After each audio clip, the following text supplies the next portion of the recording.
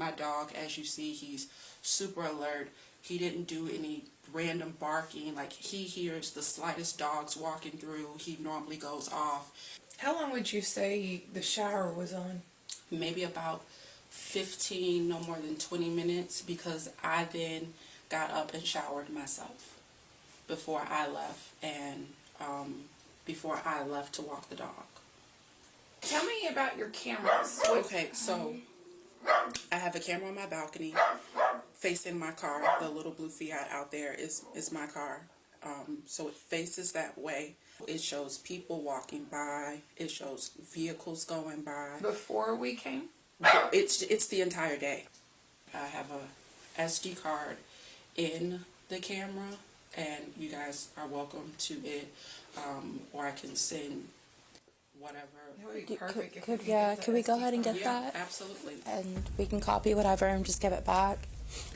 Based on the neighbor's statement, investigators begin to form the theory that Lizbeth was killed around 10 in the morning, the time her neighbor heard loud crashes and the shower running, and by her cell phone's last known location, registered at 10:17 a.m.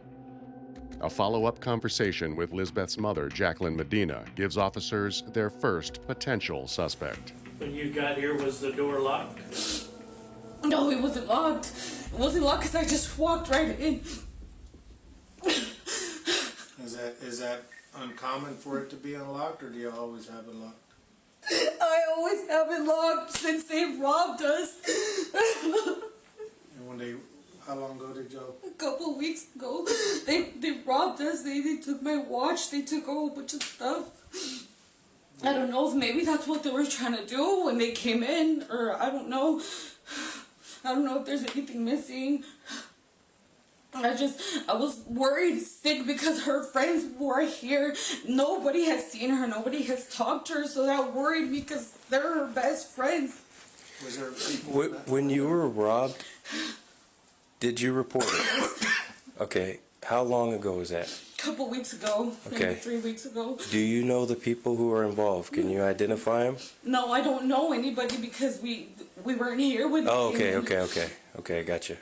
Yeah, we weren't here, but there was just petty taken. They didn't take the TV. They took her projector. They took my watch. They took just petty. Okay. Could the burglars have returned for another round, happening upon Lizbeth home sick from school?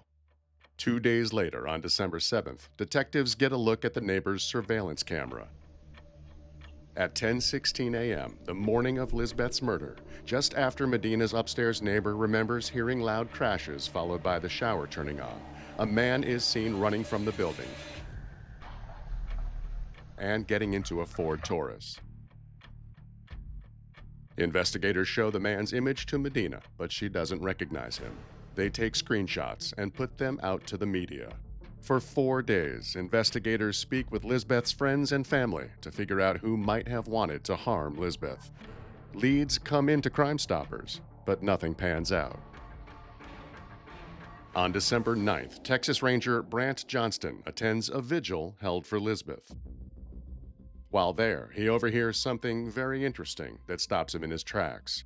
Both a friend of Lizbeth's and Lizbeth's boyfriend have just received answers to text they sent to Lizbeth's phone 4 days after she was killed. He asks both of them to come back to the station. Well, you said a couple days ago. Yeah. You had called. And Called her, was it Tuesday night after everything had happened? And it went straight to voicemail. Okay. And then you haven't called her since? No, I haven't called her since.